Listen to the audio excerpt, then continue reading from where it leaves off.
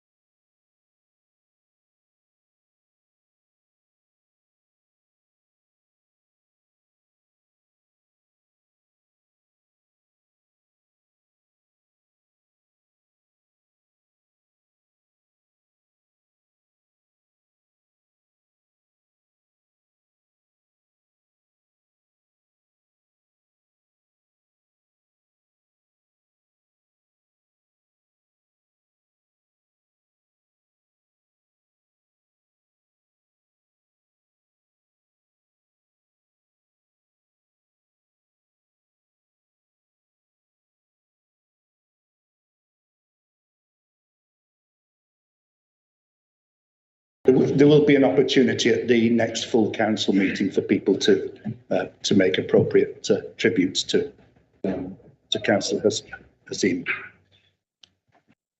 On to Chair's announcements. I don't have any.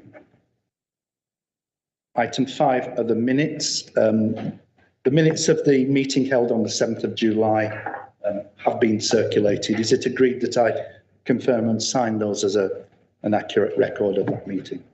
Agreed. Thank you. And the minutes of the meeting held on the 28th of July will follow on. On to reports. I'm going to take item 13 first, which is the report of the Director for Planning, Transport and Sustainability. It's the annual performance overview of a Civico building consultancy, and we have an officer here to present the report.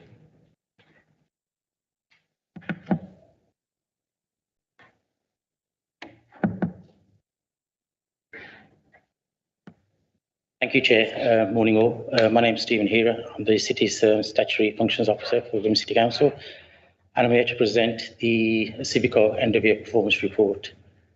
In attendance is Uma Aziz, Business Support Manager, and behind us is Kevin Blundell, the newly appointed Director of the Civico. As part of the monitoring and contractual arrangements between Birmingham City Council and the Civico, it was agreed that we bring the performance on a yearly basis to Planning Committee. It is to be noted, the contents of the report, that everything seems to be in order. Performance is well maintained. And Civica should be commended for their hard work and commitment in terms of maintaining that performance. If there are any questions, we're here to answer in terms of the contents of the report. Please ask. Questions? Councillor Moore? Thank you, Chair. When this was reported last year, I did have a question with respect to the dangerous structures, because the KPI is obviously attending within the specified period, category 8 within 2 hours, etc. But there's no information about when the dangerous structures were actually fixed. And I was aware of instances where a Civico were attending, but they're not actually fixing the dangerous structures. So there was a discussion about perhaps having an additional KPI or additional information included in the report on that. And can you please provide an explanation? Because attending to dangerous structures is not fixing, not that. Sure. That's news to me. I've been in this sort of year. I wasn't actually part of that last year. This is my first. So I'll take that on. Okay, I think that might be useful if you were to send a note to all the members of the committee, actually. Yeah, thank you. Any other questions or comments on the report? So is it agreed that we note this report? Thank you very much. Okay, we're on to planning applications. First of all, the city centre planning applications. As I mentioned earlier, report number 6 has been withdrawn. So we move on to item 7, which is 193 Camp Hill. Okay, so there are a few updates on this one, thank you, Chair. So firstly, the legal authority have been to an objection discussions. So in consequence, it's proposed to the recommendation of 9.1 to read recommendation for approval subject to conditions below that they be amended. Happy to provide you that the amendments do not deal with alternate mission. Secondly, the Canals and Rivers Trust have provided a further response, basically reiterating their previous comments and reiterating the importance of the canal feeder that's underneath the street and the importance of protecting that. And they've confirmed that they're working with the applicants to CCTV survey that and arrive at a drainage strategy that protects it going forward, and confirmed again that they have no objections regarding the visual amenity of the canal corridor. I just wanted to bring everyone's attention to the fact that the applicants have distributed a briefing note to members. And then finally, we've had further correspondence from the Health and Safety Executive, who conclude that their concerns still remain. So I'll just go through those. So they state that previous concerns regarding fire service access and facilities have not been resolved to their satisfaction. The travel distances within Block C is considered excessive for firefighter access. In addition, the length of connecting pipe between the inlet and the vertical run for the dry riser is at the limits, and that although the applicants state there's an evacuation lift and firefighting lift in every core, the amended plans do not demonstrate that 2 firefighting shafts have been provided. But the HSE acknowledging the separation of stair over Subsequent to the applicants provided a further response and tweaked the detailed layout in the hope of satisfying the HSE's remaining concerns. But I think I'd just like to talk to that particular point in that the purpose of Gateway 1 is to identify the potential issues related to fire safety early on in the process as possible. But fundamentally, these are building regulations issues that will need to be resolved as the development process progresses in design. If changes are needed to the internal layouts, then later through the planning process. And I just wanted to reiterate that the granting of planning permission in no way circumvents the development having to meet the required building regulations in respect of fire safety. Chair. Thank you very much. Councillor Marshall. Before I talk about the actual proposal, I just want to reiterate the point about the Camp Hill cords.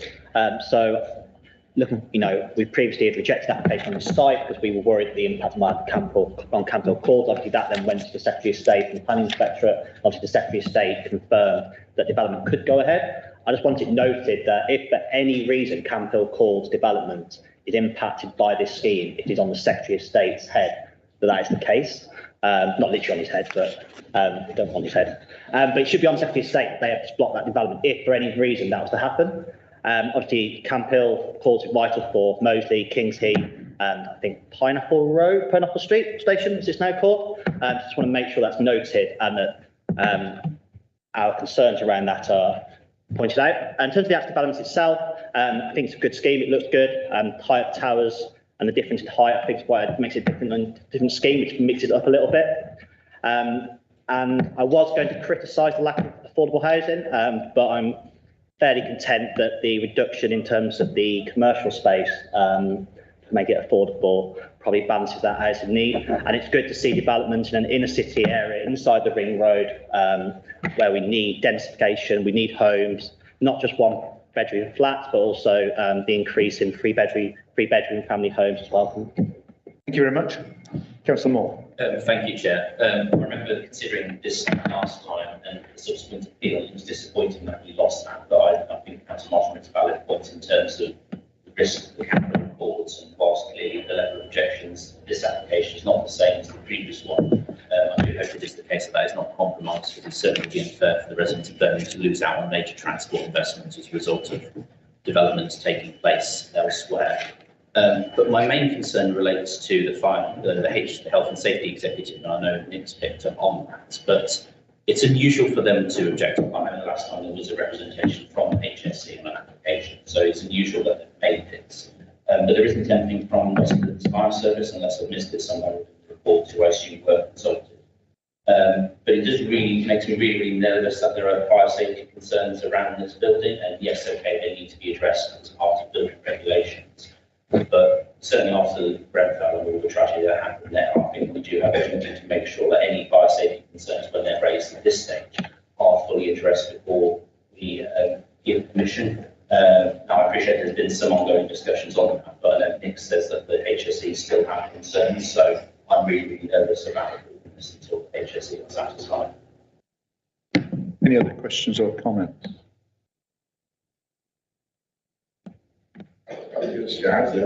Our external staircases are usually a no-no in fire safety engineering, because it's very difficult to protect them adequately from the elements and degradation over time. And I'm most surprised to see that as part of it.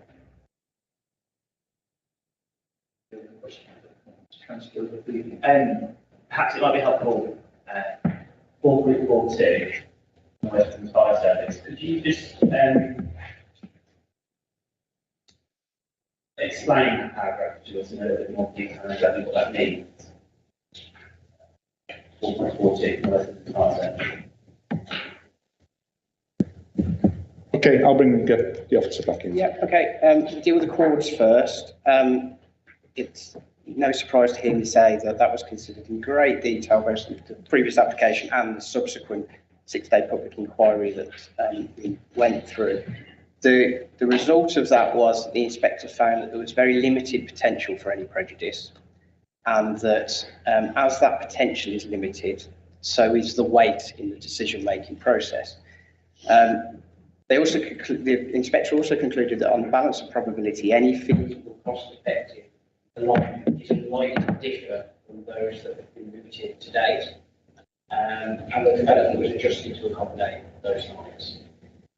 So, in conclusion, the inspector decided that they considered the development would be unlikely to prejudice the course. I think it's also worth noting that Midland Connect acknowledged the application doesn't worsen the situation from the Midlands Rail perspective. So I think the situation remained as it did at appeal, that the potential for prejudice is very, very limited, and there are alignments that work and are compatible with the development. And it's also worth saying that the development has considered the scenario of the cords being in place. So, for instance, noise from trains, all of those sorts of issues. Secondly, in terms of the section 106, I don't think there's really a question, it's more of an observation, but I think here, clearly we could have secured more affordable housing, but in acknowledging the slightly peripheral location of this site in terms of the city centre, we felt that securing an active and some vitality at that ground floor level was really important. I think the worst thing that could have happened for residents and the area is the development get built and then the ground floor isn't occupied and it's just boarded up. So that was the decision-making sort of process that we went through.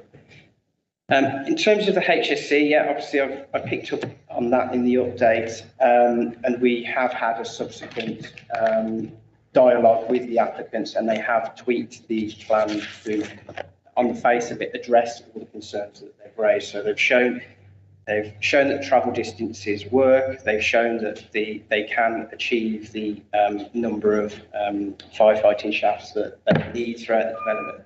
So I think they've demonstrated as far as they can that this will get through building regs, but we can't prejudice that process. At the end of the day, we can't preempt it. They've still got to go through that. And then talking to, obviously, the West Midlands Fire Service haven't object. All they're really doing there is drawing our attention to the fact that you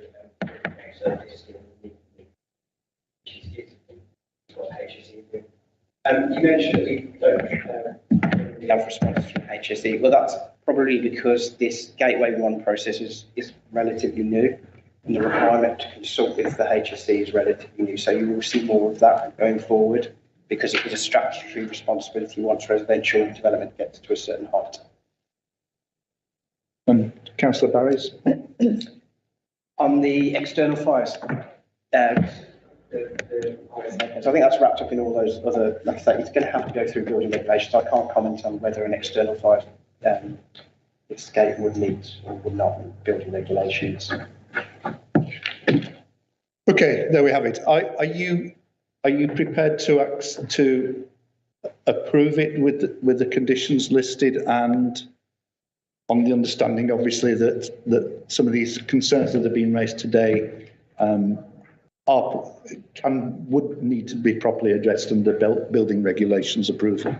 Yeah. You prepared to accept that? That's agreed? Thank you. The recommendations, sorry, I should have said, are in paragraph 9, is it? Yeah. Agree that. Can I take a votes in favour?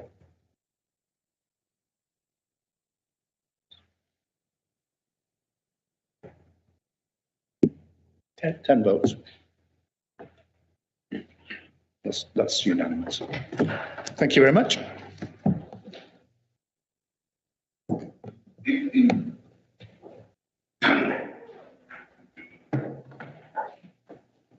So we're on to item 8, which is the first planning application for the south area, and that's the former MG Works at Longbridge.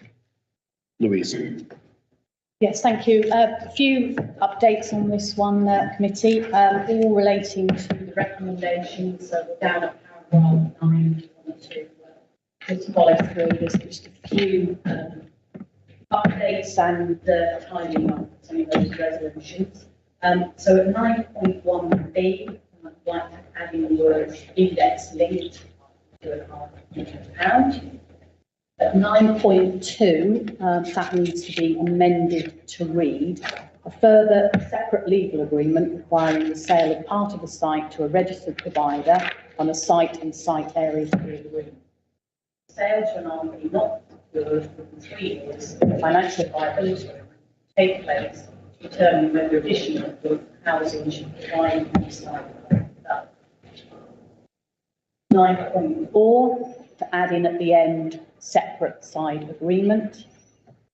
At 9.5, the final section to read approved subject to conditions listed below, and then in brackets that may be amended including to add to amendments not material condition. Then I'd like to suggest one additional condition, which would read: no development shall take place until a plan indicating the location and extent of land within the application site, which is proposed to be transferred or sold to a registered provider, has been submitted and approved in writing by the local planning authority. No development shall take place on that part of the site to be transferred or sold until all parties with a legal interest in that land have entered into a legal agreement requiring that part of the site to be sold to a registered provider. I was just going to explain the context of that additional condition, how it relates to the section 106 that's being suggested. So the application is proposing 15% affordable housing on site, and that is to be secured in the normal way that we would through section 106. That forms part of the resolution in front of you. So that 15% affordable housing is what you can give weight to in terms of planning balance and the decision that you come to on the application. So that is to be secured in the normal way. There is a possibility, and this is where this additional condition comes in, of some additional affordable housing on part of the land, and that would be secured through a registered provider, and that will be secured through a separate legal agreement. So there will be a parcel of land, which we will agree the location of and the extent of, the size of, that would be transferred to a registered provider. They would provide affordable housing that would be funded by Homes England. So that's not in the control of the developer, not in the control of the local planning authority, which is why it has to be secured through. I say it's a possibility, because obviously once that land gets transferred, it's not absolutely guaranteed that the registered provider is able to get the grant funding and then proceeds to deliver. So you can't put the same weight on that additional affordable housing as you can the 15% that is definitely secured through the section 106. We're reasonably confident that it will be delivered. We've had discussions with Homes England ourselves, and they are very keen to support additional affordable housing, that additionality down in Longbridge, and engage with the registered provider and the developer. It can't be absolutely guaranteed. So that's why we've got two different mechanisms to secure it. You can't put the same weight on that additional. When we've looked at the potential, we're thinking it could deliver an additional 5% on top of the 15 in terms of the site area that we would be looking at. But obviously that depends on the density, the number of units coming forward. But that's a kind of ballpark that you'd be looking at. So it's the 15% definitely secured, the possibility of some addition. And those are all the updates. Thank you very much, Louise, and very significant updates, I think. Any questions or comments? Councillor Marsham. I mean, it's only a proposal, but firstly, I really like the keeping of the heritage features, particularly like the tunnel and the bridge. So for that being in the proposal at the moment, massive plus the developer for getting that. Hopefully it stays in. Look, Longbridge is a significant heritage asset built into the fabric of our city. We need to get this right. We've got a good number of homes on there, lots of family homes. You know, it's a massive site, some good green and spaces on there. Obviously, it's still further details to come, and I really welcome the development in affordable homes, particularly that part of South Birmingham, much welcome and needed. So all seems good for me. And yeah, please keep the heritage assets as they are in the proposals. Questions or answers? Some more. Thank you, Chair. Happy to support the application. I did have a question in terms of, so 5.2, Councillor Delaney made representation, and within it he referred to flooding issues in the local area and has asked if there's some funding to be used to try and address that. Now, flooding is discussed in the report, and I see there's an attenuation plan to try and also prevent this cycle of having to use this. Unless I missed it, I can't see any discussion about trying to fix the problem nearby. And there didn't be any consideration of this request. So, do you have an update on that? Any other questions before I bring?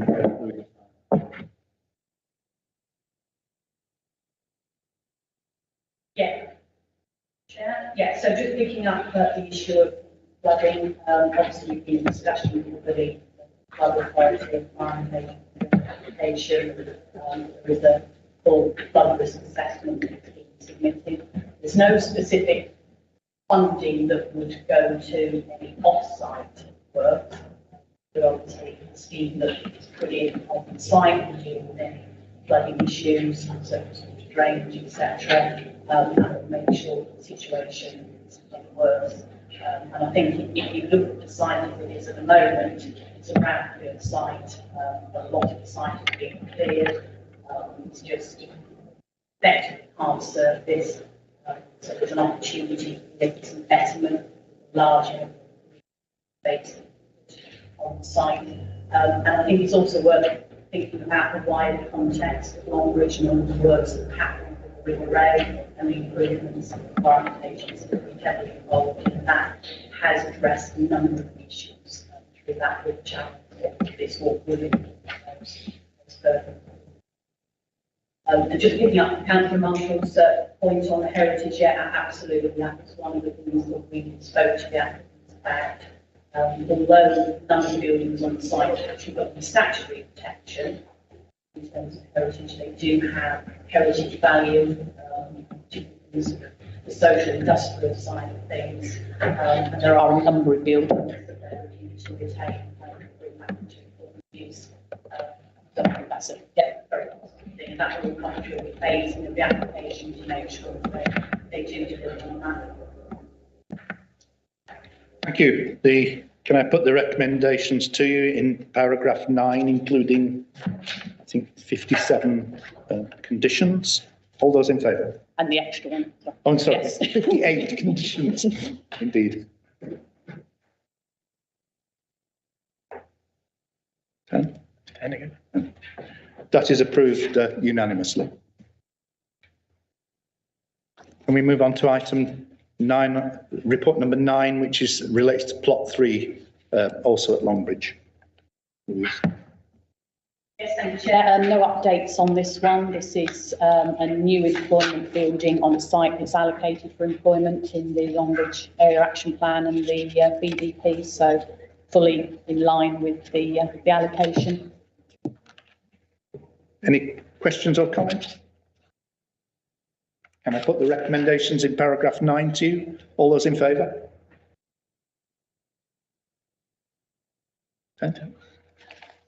That is approved unanimously. Thank you. So we're just moving on to the east area and just allow the officers to get in place. Thank you, Chair. So the first report is item 10, which relates to land at the former Ivy Club, Coventry Road, Sheldon. Thank you, Chair. There's no updates on this application and no registered speakers. Thank you. Thank you. That's the motion. Just on the War Memorial, so just confirmation it will now be front and accessible and maintained, I guess, is probably the more important question. Like, because it's moved to the front, who's responsible for maintaining it? We don't want to lose that memorial. I think it's good to see development outside the city centre, and particularly I think this might help the local high street in terms of footfall. Just my own personal opinion, I think it looks a bit plain, but there's nothing wrong with it. But yeah, I'm happy to approve it when we get there. Councillor Green. Thank you, Chair. Disappointed to see this development doesn't provide the social housing we would expect from a development like this, or enough parking spaces. And that's despite the development encroaching further onto the houses behind this. It seems to me that we're considering this because of council's previous failure to secure 5 years worth of housing development land. And so we're considering slightly substandard developments like this because of that. I mean, the recommendation is to approve this, and I will, because I know that the council is short of building land, but it's disappointing that we're letting disappointing developments like this through. Any other comments? Councillor Moore. Thank you, Chair. Likewise, support the application, and particularly in relation to the reciting of the War Memorial. So memorials are important community assets and they should have pride of place. And it's a shame this one's kind of been tucked away for many years. And hopefully this development will enable it to have pride of place as it should do to remember those who fallen for this country. Any other questions or comments before Councillor Deacon? I'm quite in favour of the concerns. additional assessment as well for the area and impact biology sheds in the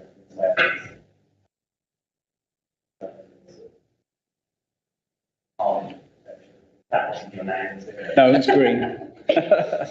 Don't worry. That's the green regarding social housing. I'm sure Councillor Byrne will say that.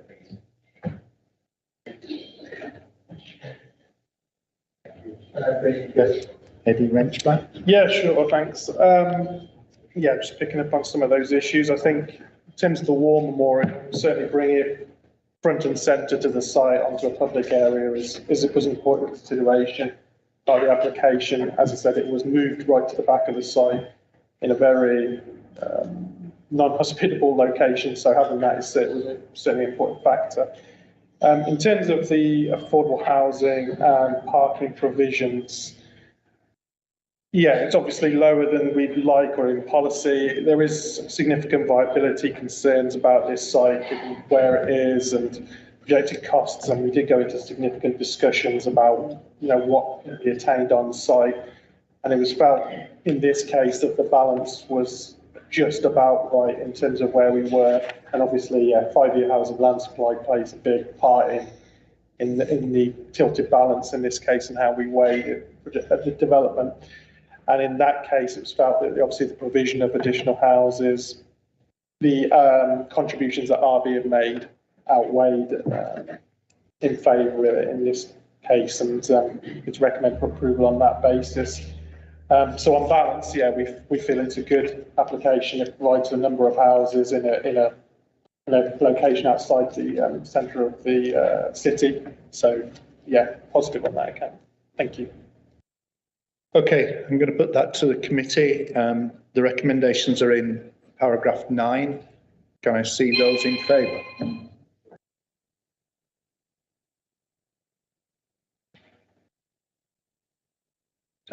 That is unanimously approved. Thank you. And the next report from the East area relates to Erdington Industrial Park. Item 11.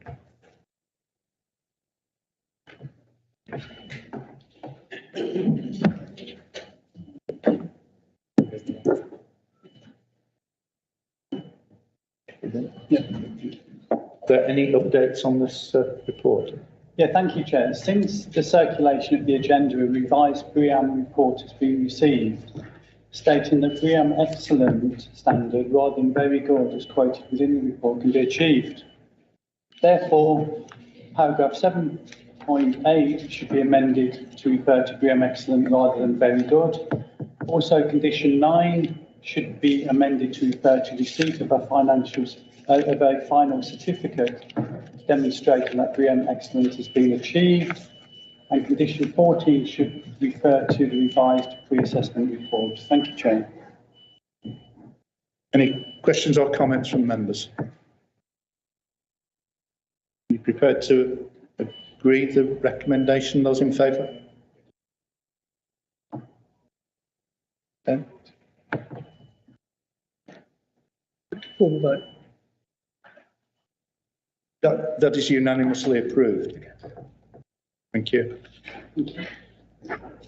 So we're on to the northwest area and report number 12, which relates to the former BCU city. Here we have just a couple of updates to inform members. So the application description at the top of the report does actually need to be amended to reflect the description as detailed by officers in paragraph 1.6. The description at paragraph 1.6 is actually what the application is seeking and ultimately how it has been assessed. Now, this particular issue was raised with the agent at the time, but an agreement to amend the description wasn't reached. Since the publication of the report, the agent has confirmed that the description should be changed to as detailed in paragraph 1.6. So probably the key message here is ultimately, despite this change to the description, that it has no bearing on the merits of the application, how it has been assessed, and how the report is presented to the members today. There's also a couple of typos I'd just like to draw to members' attention. Paragraph 7.4 should also make reference to condition 8, and paragraph 7.5 should reference condition 43 rather than condition 41. Thank you, Chair. Thank you. Any questions or comments from members? Sorry, Councillor Rainbow. I just want to say, sort of, obviously following the normally successful Commonwealth Games, I think it's really excellent to see the opportunity to bring these forward to market sort of much sooner, sort of much quicker than it would have been had it been used for the Athletics Village. Sorry, Councillor Moore. Thank you, Chair. Just wanted to comment, there's a slight irony that with this application, one of the legacies of the Commonwealth Games is to remove all reference to it. Any other questions or comments? Right. Bring you up for reduce to. Don't have anything. Don't have any comments, thanks, Chair. Okay, the recommendations are before you in 9. All those in favour?